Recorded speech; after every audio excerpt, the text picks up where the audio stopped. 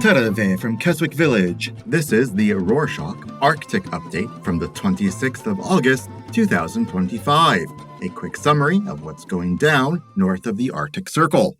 The Arctic received some mixed news about its future this week. On Wednesday, the 20th, The Guardian reported on a new piece of research published in the journal, Geophysical Research Letters, which reveals that there has been a dramatic slowdown in the rate of Arctic sea ice melting. The study evaluated the rate of sea ice decline since records began in 1979 and found that since 2005, the rate of ice melt has dropped to almost nothing. The scientists in charge of the study attribute this change to normal variations in ocean temperatures that have been naturally cooler in the last 20 years. However, according to the researchers, the concern is that this natural cooler period will come to an end, and that probably in the next 5 to 10 years, the ice will resume melting at a rate double the record rate. Securing the healthy future of the Arctic means addressing plastic pollution as well as climate change.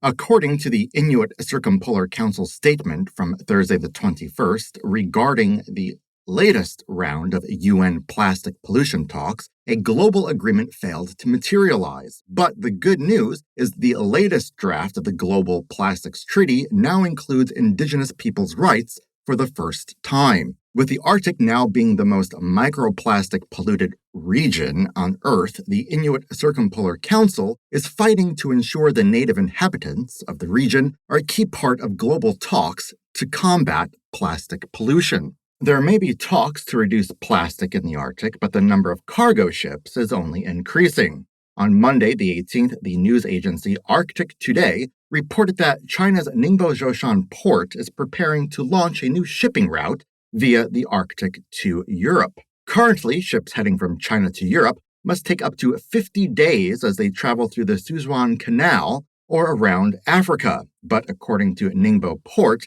this new route, set to begin on the 20th of September, will bring goods to Europe in just 18 days. The Arctic Ocean is now officially open for regular shipping business. With the North undergoing huge changes, Arctic nations are looking to cooperate to secure their futures. On Tuesday, the 19th, the governments of Canada and Finland announced they have agreed on a new strategic partnership to increase trade and security cooperation in the Arctic.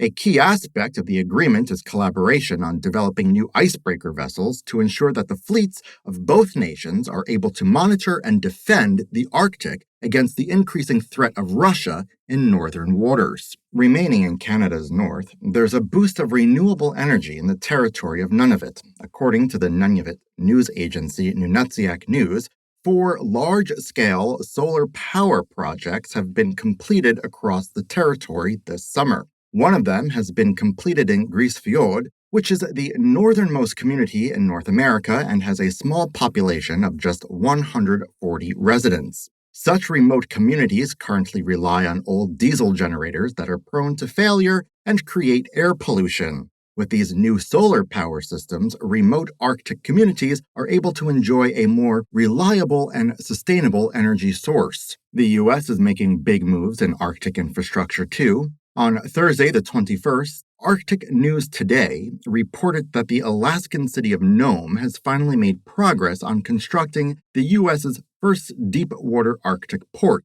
The U.S. Army Corps of Engineers, which is overseeing the project, has awarded a $400 million contract to the Kiewit Infrastructure Company to complete the construction. Once complete, the project will totally transform the economic capabilities of Nome and Alaska. The U.S. Arctic will suddenly be able to receive the largest vessels in the world, ranging from cruise ships to Navy and large commercial vessels. Elsewhere in Alaska, indigenous communities are celebrating a legal victory against the state government. On Friday, the 22nd, a federal court ruled against the Alaskan government over its attempt to take control of fishing rights from subsistence communities that live along the Kuskokwim River in southwest Alaska. The river has been running low on salmon stocks in recent years, so the state of Alaska attempted to claim authority to decide who can take salmon from the river. This would have removed the rights of subsistence harvesting of the local indigenous communities who rely on what food the Kuskokwim River can provide. Now, after a 3-year legal battle, the courts have determined that the state of Alaska needs to stop interfering in the rights of its remote communities. Following on from last week's story of the moving church in Sweden, on Thursday, the 21st, the Associated Press reported that the Kiruna Church has safely completed its 5-kilometer, about 3-mile journey to the new city center. The church has been closed for a year as preparations for the move started, but with doors due to reopen soon, some changes are being made. Worship services will no longer be conducted only in Swedish, but in minority languages of the region as well. Northern Sami, Finnish, and Meänkieli will all be incorporated into worship services to reflect the diverse range of cultures that live in Sweden's northernmost municipality. Let's move over to Greenland, where history is being uncovered, all thanks to dogs.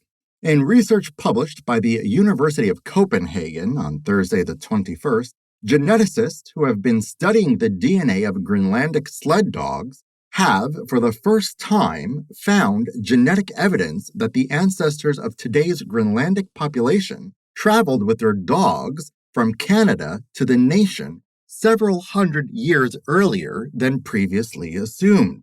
This puts the timeline of the current Inuit population arriving in Greenland at over 1,000 years ago. Meanwhile, in Iceland, another volcano might be about to erupt. Scientists from the Institute of Earth Sciences spoke with the national newspaper RUV on Wednesday the 20th, saying that the Hekla volcano could erupt at any time. Hekla was named the gateway to hell during medieval times due to its violent eruptions that would cause ash to rain all over Europe. The scientists say that the magma accumulation is now over the level it was when it previously erupted in 2000. Though there hasn't been a violent eruption since 1947, the gates of hell may be about to open once again. A much less grand opening is occurring in Norway, but one that could be very important. On Monday, the 25th, Norwegian broadcaster NRK reported that the state is setting up a new office for the Norwegian Communications Authority in Tromsø, in the north. The country is establishing this office because GPS jamming and spoofing, the act of fake and disruptive radio signals being sent to cause communication breakdowns, has been occurring daily in Arctic Norway since 2022. This has been causing serious problems in shipping and air travel, so the government is opening up a special branch in the north to detect and react to these nefarious signals much quicker. Let's wrap up this edition with an indigenous music and dance festival that lit up northern Finland. News agency Arctic Today reported on Monday the 25th that the Ijais Festival, meaning Nightless Night, recently took place in Inari, Finland. This festival is the only Sami music festival in Finland, but since 2004, it has drawn people from all over the Arctic for 2 days of traditional music and dancing on an open-sky dance floor. To see for yourself what kind of beautiful music and dance was on display here, take a look at the link in the show notes. And that's it for this week. Thank you for joining us. The new ramble on Georgian slang is out now. Check out the hashtag Georgian slang. You can find the episode in the Rorschach Georgia update on your favorite streaming platform or follow the link in the show notes. Nakamin.